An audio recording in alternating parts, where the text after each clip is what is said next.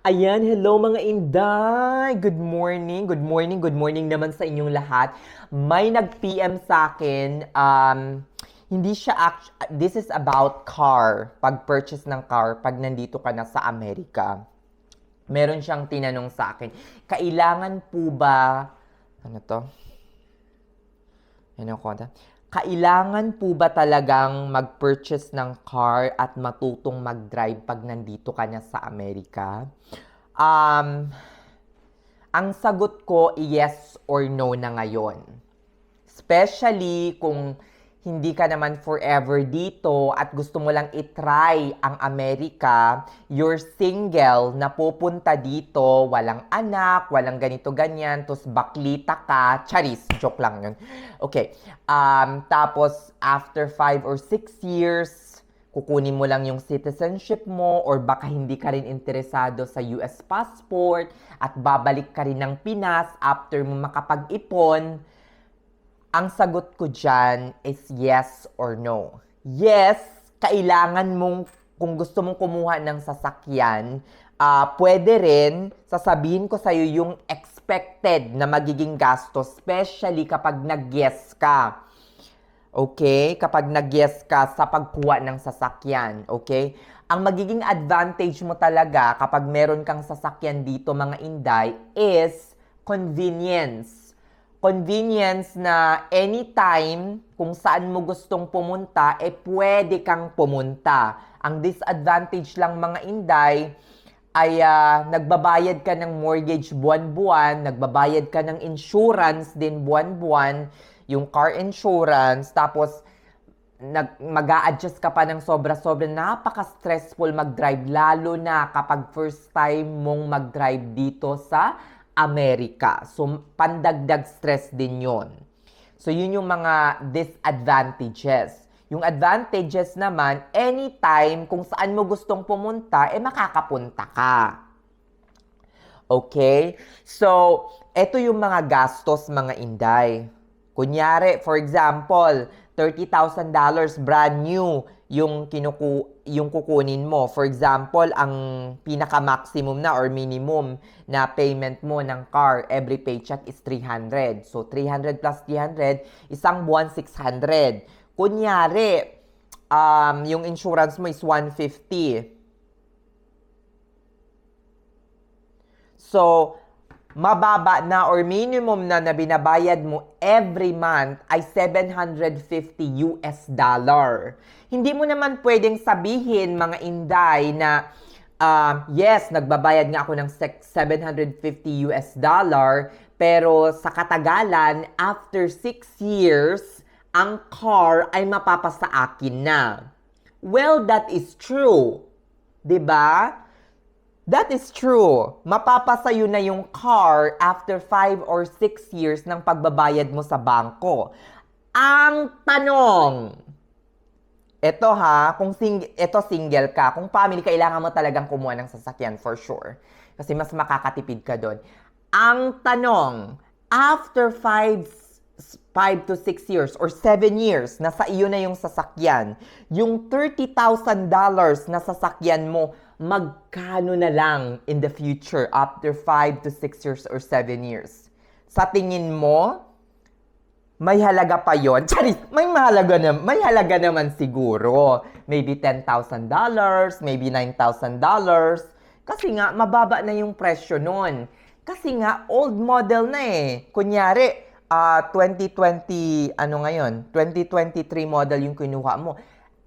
In my case, 2023 model Mazda yung kinuha ko. Magkano ba yung Mazda 2023 model sa panahong in the future na 2030 or 2031? Magkano na lang yun? For sure, hindi na yun pinapansin, Day. Old model na. Lata na. Charis, lata talaga. Yun. O diba, hindi mo rin pwedeng sabihin na, mapapasa akin naman yung sasakyan or, wala, Day. Isipin mo na lang ang binabayad mong mortgage sa sasakyan ay renta mo lang. Renta mo lang sa sasakyan mo. Sa sasakyan. Hindi ka nagigain ng kahit anong value doon. Huwag mong isipin yon na nagigain ka ng kahit anong value in the future. Never. Tapos nagbabayad ka pa ng insurance. So, doon naman sa no na sagot ko, pwedeng-pwede. Kasi for example, depende sa lugar mo, sa layo ng accommodation mo, papuntang ospital. Kung meron namang, halos lahat naman dito sa Amerika is merong coverage ng lift. Kailangan mo lang gumising ng maaga, be on time, kasi nga kung minsan, late dumarating yung Uber. So for example, in my case, sa case ko, ang usual one ride papuntang ospital galing sa bahay ko ay $20. So times 2, round trip. So maximum na to $40. Kung minsan kasi $16 lang eh. $40 per day. Ilang beses ako pumapasok, kunyari lang hindi ako nag-OT Kunyari lang hindi ako nag-OT, times mo by ilan ba for 1 month or for 2 paycheck? So 6, 12. So 12 times ako pumapasok, 480. So 480 lang ang magiging budget mo. Sagad na to, maybe 500. Kung ayaw mo talagang mag-drive. Tapos yung pag mag-grocery ka siguro, once a week na lang or twice a week, pwede yon.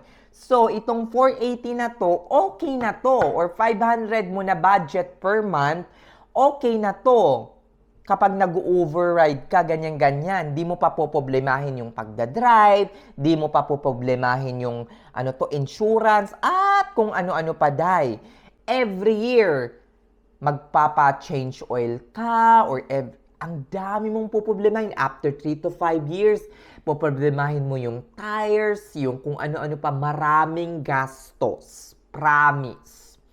So, if I were you, kung ayaw mo talagang kumuha ng sasakyan, pwedeng-pwede.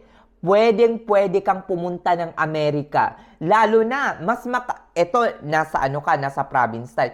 What if nandun ka sa mga Chicago na merong train, merong efficient bus or transportation from work papuntang bahay mo or from bahay mo to work and vice versa. Much better.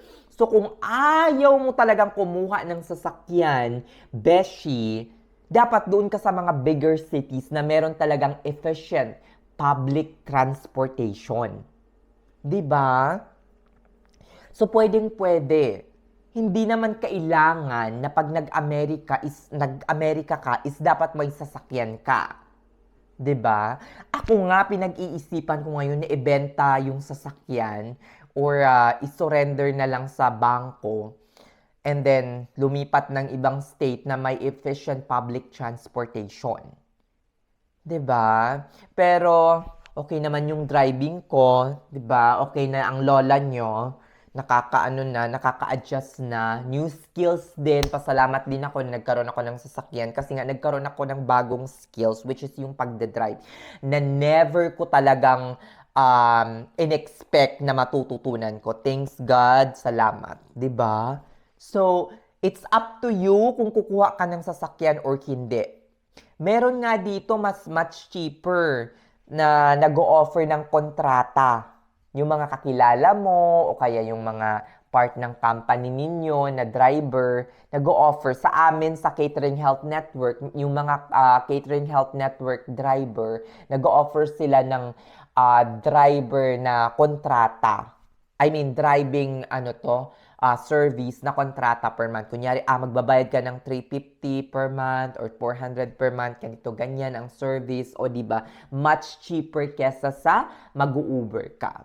So, yun lang, mga inday, nakakaloka. Hindi mo kailangan kumuha ng sasakyan kung hindi mo talaga bet na mag-drive. Okay? Hindi rin hadlang na hindi ka marunong mag-drive, na hindi ka mag-Amerika. Okay? Babush na! Pak, pak, pak! Babush!